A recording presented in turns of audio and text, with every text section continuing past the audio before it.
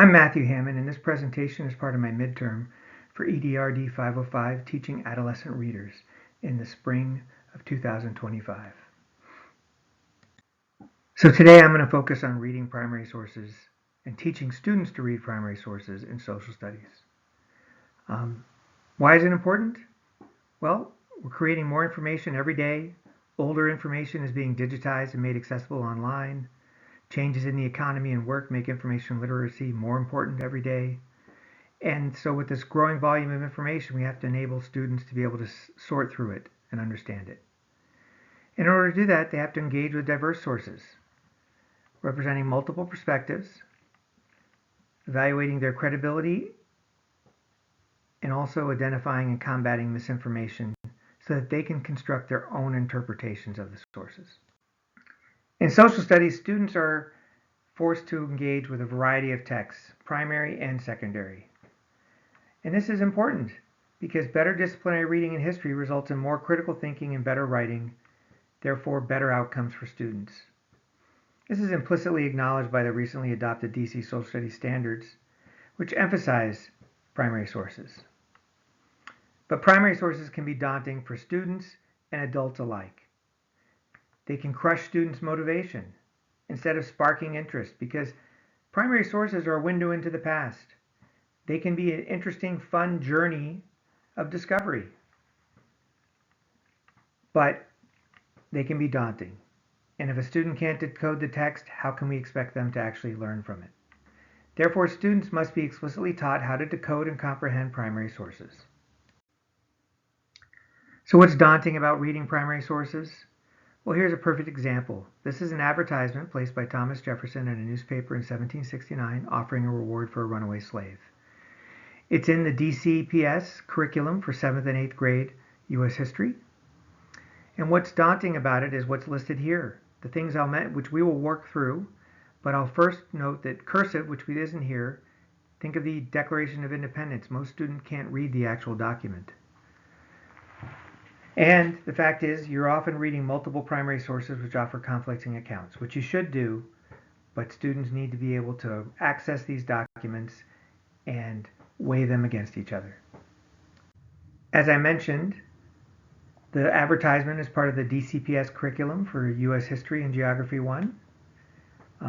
It basically lays the foundation for the standards here because Jefferson purchased the Louisiana Purchase and also had mixed views at best on race.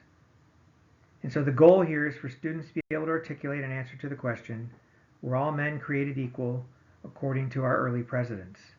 And there are multiple secondary and primary sources about Jefferson that are used to have them answer that question related to him. So how do you go about teaching reading a primary source in social studies? Well, the first thing, and throughout the process, you have to model reading and decoding the text for your students. Show students how to read through the lens of a historian. Talk aloud as you do it. Be explicit about what you're doing. Tell students you're applying a specific reading strategy. Knowing the reading strategy matters. Then you must help students contextualize the text, or read outside the text as described by Shanahan. And text and context are inseparable, so you have to understand the context of the document in order to understand it. So first, activate students' prior knowledge.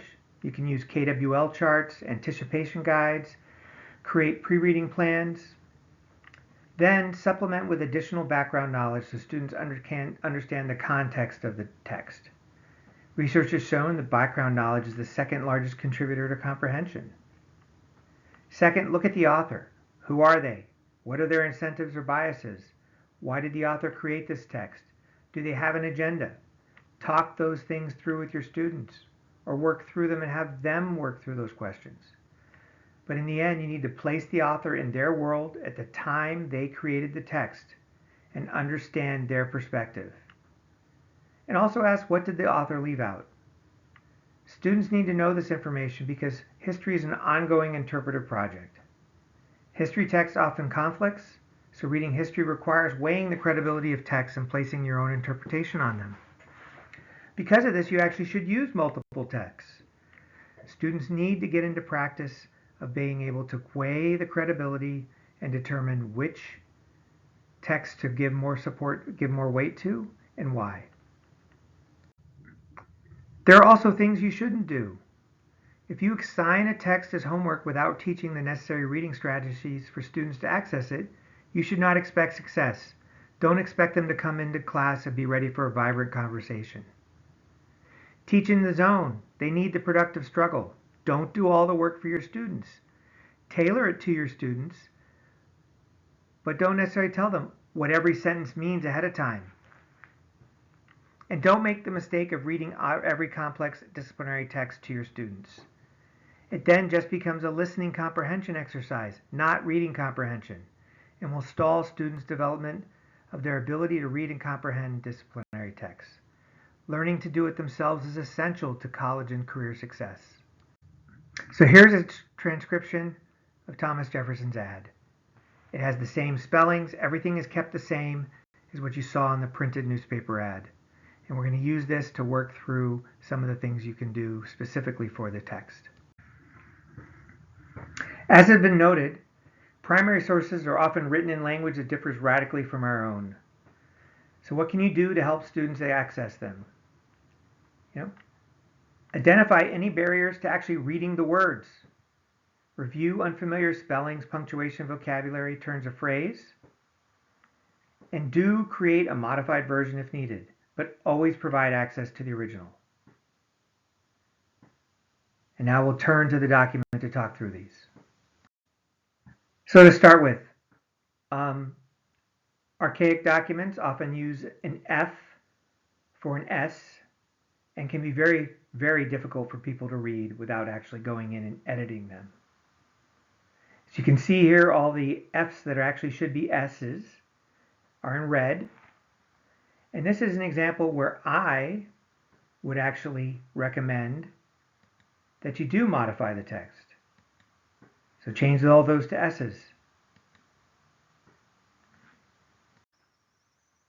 There are also a few unfamiliar spellings in this advertisement, basically British spellings of endeavor and behavior. I might point out that students may run into these, but I would not make any modifications for them. Earlier I mentioned background information was the second largest contributor to comprehension based on some research. Guess what? Vocabulary is the largest contributor to comprehension in that research. So you need to make sure students actually know the words that are being used in the text, or that they can be figured out in context, or work with them on ways that they're going to research them and figure them out. For some of them, you may want to provide definitions ahead of time. However, you'll know your students and you'll make sure that you could tailor it to them, but at the same time, don't do all the work for them. And I would not, repeat, not make any modifications for vocabulary.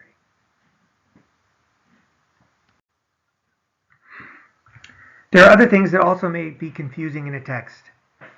In the case of Albemarle, it may not be clear that that's a place, or that the subscriber in Albemarle refers to Thomas Jefferson, the owner of the slave and subscriber to the newspaper.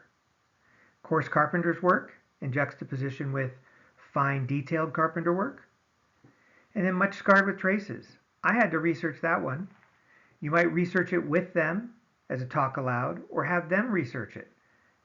You would then find that a trace, as shown in this diagram, relates to the harness that's put on a horse to pull a wagon. But in the end, I would not make any modifications. And then there may be other unfamiliar references. In this text, 40S and 10L and 4L may not be something that people easily understand. It's 40 shillings, 4 pounds, and 10 pounds. No reason not to help students figure that out. So I would add a clarification, and then it would be clear going forward. So here's the revised version of Jefferson's ad. Made the changes I discussed, but not the others, and this is what I would use with most students. But You also need to monitor student comprehension. One way is to use an exit ticket or have the students discuss the reading where you can hear what's going on. And discussing the reading also has been shown to increase comprehension and learning. But what if this text is still not accessible for some students? You may have students who are far below grade level. Well, differentiate. One way to do that is find an alternative text that's similar, that will be accessible to those students, and substitute them. Or adapt this text, rewrite it. Rewrite the text to make it accessible to those students. For example, rewrite it to the appropriate reading level. But always be transparent and provide the original. You can alter syntax, vocabulary, conventionalize the spelling, capitalization, and punctuation. You can reorganize it if necessary. It may be possible to use the adaptation to provide the scaffolding for a student to then engage directly with the original. And the scaffolding you can likely gradually withdraw over time. But don't lie. History is about the truth. Be transparent. Provide the original. Acknowledge the alterations made. But tailor the adaptation to your students' needs. Weinberg and Martin apply 3 principles for adaptation. Focus, limiting length and judiciously excerpting the original to focus on the key points. Simplify, that's basically the spelling, punctuation, and syntax that we've talked about. And presentation, they recommend using more white space to make the text less intimidating. As you saw, the advertisement showed was very dense. And if you can make it less intimidating, students will be more willing to approach it. While there are trade-offs in using an adaptation, making the text accessible may be worth the loss of nuance. If they can't access it, they can't move forward. So one way to do that is have AI rewrite it for you. Always read it afterwards to make sure it works. I created this one using Claude AI. I requested a modern American English version of the text at a 6th grade reading level. And as a bonus, it also told me how much the shillings and pounds would be worth in today's dollars. I think that's really important to show that his top reward was $25,000 in today's value. Because he viewed a slave as very valuable property. So I've collected all the do's that I listed right here in teaching a primary source and the don'ts.